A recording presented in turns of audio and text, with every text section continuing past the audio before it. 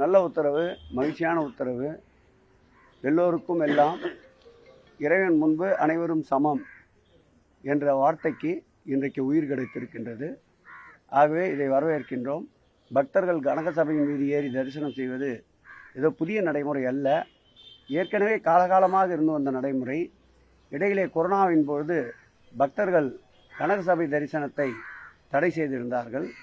அதன் பிறகு மீண்டும் இந்த திராவிட மாடல் ஆட்சி ஏற்பட்ட பிறகு பக்தர்கள் கனக சபை மீது ஏறி தரிசனம் செய்வதற்கு அனுமதிய போது திருக்கோயிலை சார்ந்த தீட்சிதர்கள் நீதிமன்றத்தை அணுகினார்கள்.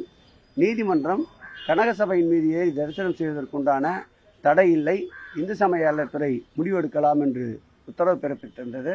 தற்போது கனக சபையின் மீது தரிசனம் நடைபெற்று கொண்டிருக்கின்றது. இதை எதிர்த்து நீதிமன்றத்திற்கு சென்ற தீட்சிதர்களுடைய இந்த வழக்குத்தான் 2 நாட்களுக்கு முன்பு நீதியரசர்கள் இது குறித்து இந்து சமய அறநிலையத்தின் கருத்தையும் கேட்டிருக்கின்றார்கள்.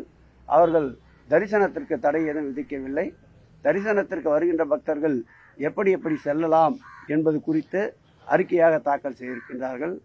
ஆகவே இந்த சட்ட போராட்டம் என்பது இன்று நேற்று ஏற்பட்ட போராட்டம் அல்ல. 2000 ஆண்டுகளுக்கு மேலாக நடைபெற்று கொண்டிருக்கின்ற போராட்டம். இறைவன் முன்பு அனைவரும் சமம் என்பதை நிரூபிக்கின்ற ஆட்சியாக நிச்சயம் திராவிட மாடல் ஆட்சியினுடைய நாயகன் எங்கள் மாண்புமிகு முதலமைச்சர் அவர்கள் அனைத்து வகையிலும் முன்னெடுப்பார்.